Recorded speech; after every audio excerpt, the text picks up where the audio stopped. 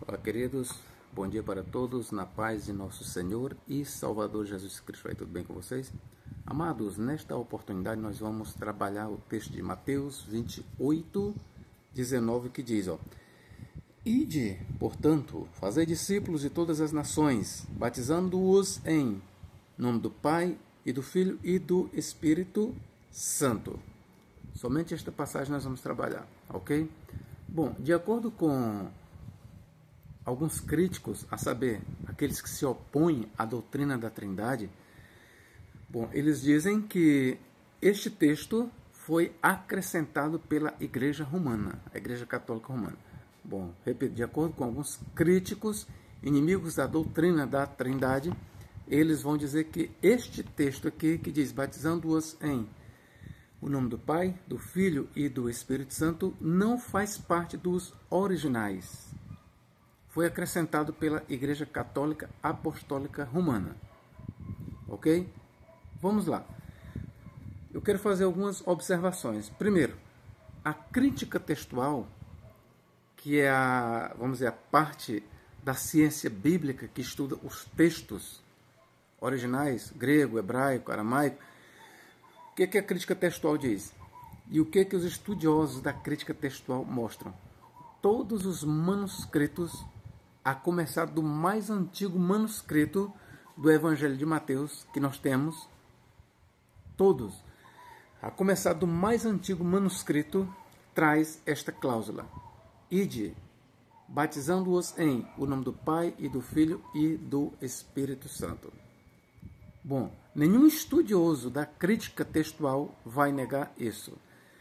Porque todos os exemplares do Evangelho de Mateus, quer sejam na sua totalidade, quer seja de forma fragmentária, contém esta cláusula. A começar do manuscrito mais antigo, grego, do Evangelho de Mateus, traz esta cláusula, batizando-os em o nome do Pai e do Filho e do Espírito Santo. Feita esta observação, queridos, nós pediríamos da parte daqueles que dizem que a Igreja Católica Apostólica Romana foi quem acrescentou estas palavras. Nós pedimos o quê? Nós pedimos provas. Provas, ok? E estas provas, elas devem ser dadas de que forma?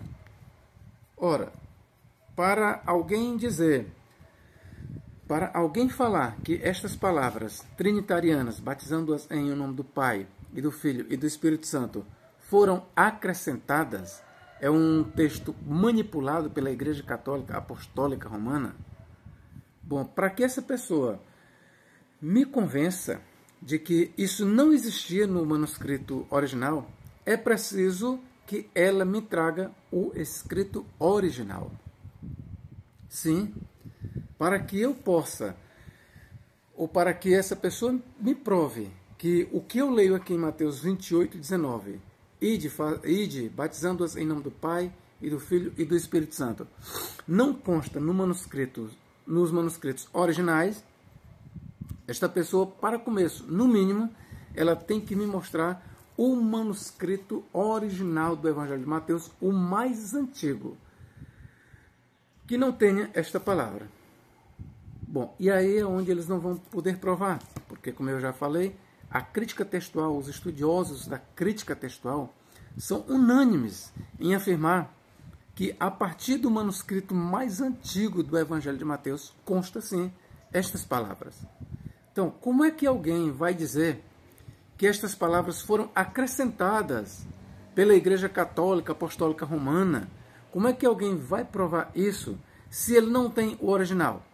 Ora, se eu digo que foi acrescentado, eu tenho que ter a versão mais antiga que não consta.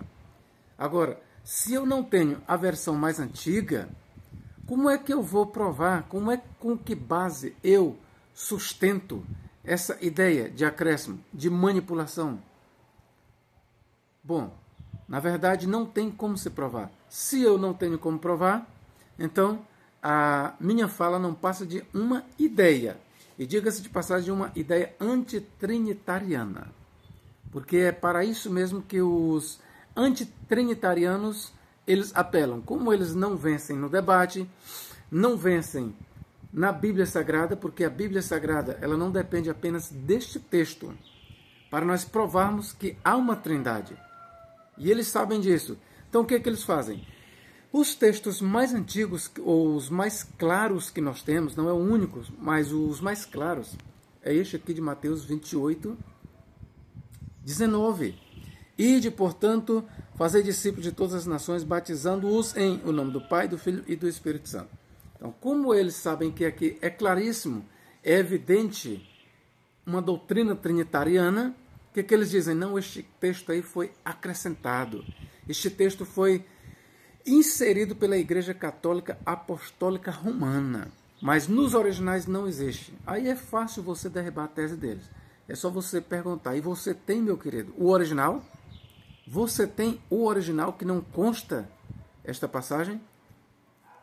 Aqui nós vamos agora partir para o segundo passo, queridos. Vamos lá.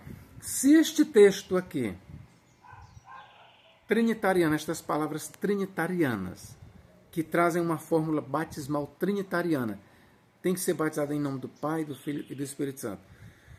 Vamos lá. Se esta fórmula trinitariana não fazia parte da igreja primitiva, eu pergunto aqui para os antitrinitarianos. Vou chamar aqui unicistas, né? Enfim, todos aqueles que não concordam com a doutrina da Trindade. A minha pergunta é: se isto foi acrescentado, não fazia parte da igreja apostólica, em que época foi inserido este texto, essa cláusula trinitariana, esta fórmula trinitariana? Sim, eu pergunto para aqueles que batizam só em nome de Jesus. Sim, aqueles que defendem o batismo apenas em nome de Jesus. Em que época foi inserido na igreja este texto?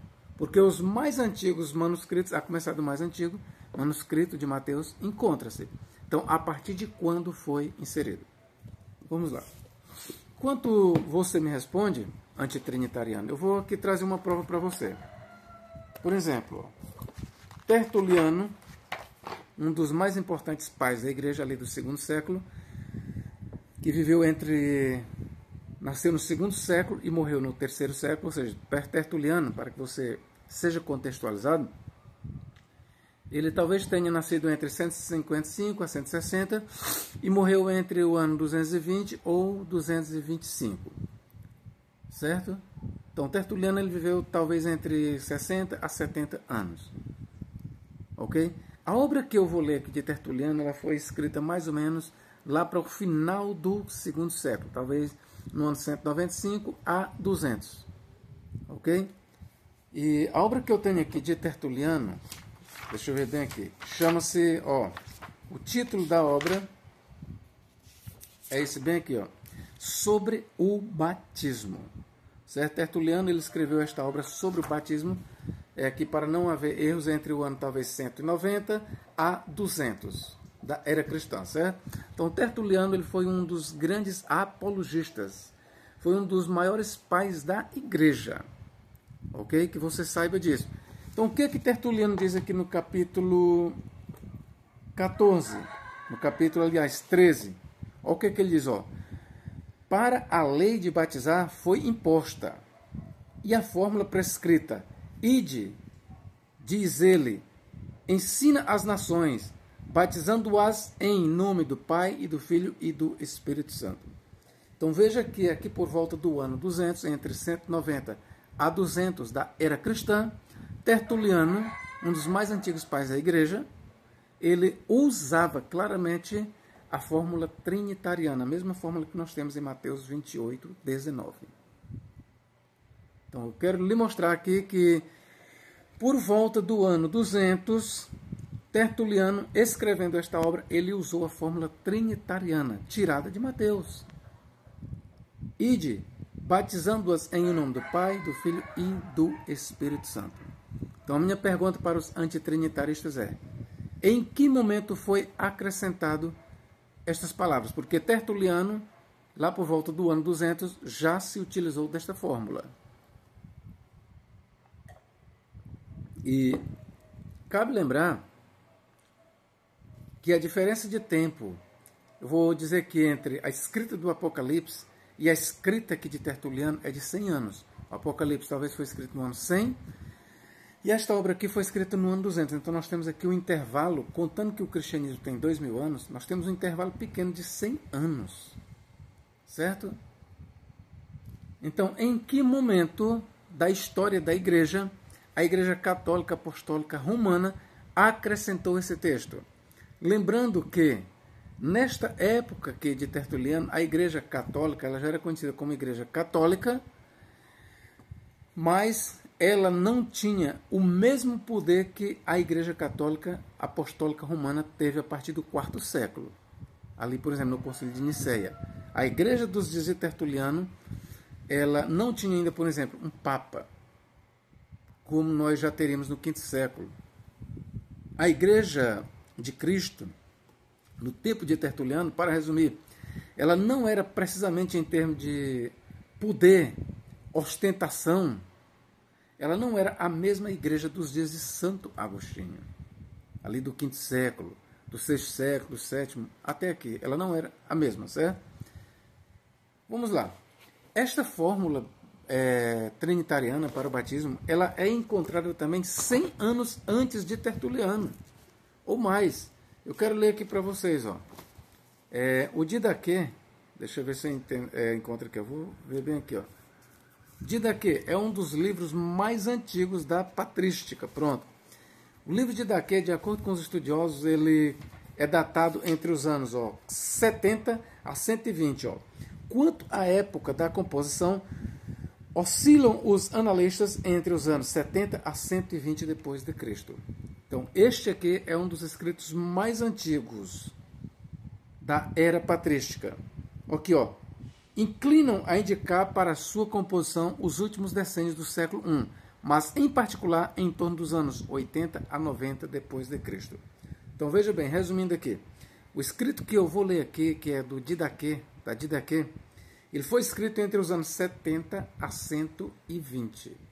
Não foi escrito depois de 120 e nem antes de 170, mas foi escrito neste intervalo de tempo, entre 70 a 120. Resumindo, Tertuliano escreveu por volta do ano 200, o Didaquê talvez foi escrito aqui talvez por 100, então nós temos aqui uma distância de 100 anos, ou mais. O que é que eu quero mostrar para vocês? Que mais ou menos no ano 90, vamos dizer que o livro de Didaquê foi escrito no ano 90, 80, já se usava também a fórmula batismal. E lembre-se, a Didaquê, depois do escrito dos apóstolos, depois do livro do Apocalipse, o escrito mais antigo que nós temos da igreja primitiva, até onde vai o nosso conhecimento, é a Didaquê. Ele é uma ponte entre os escritos apostólicos e os escritos dos pais da igreja, os escritos dos pais apostólicos. Então vamos lá, o que a Didaquê diz aqui? Capítulo 7, verso 1. Quanto ao batismo, proceda assim: depois de ditas essas coisas, batizem em água corrente, em nome do Pai e do Filho e do Espírito Santo. Se você não tem água corrente, batize em outra água. Se não puder, batize em água fria. Faça-o em água quente.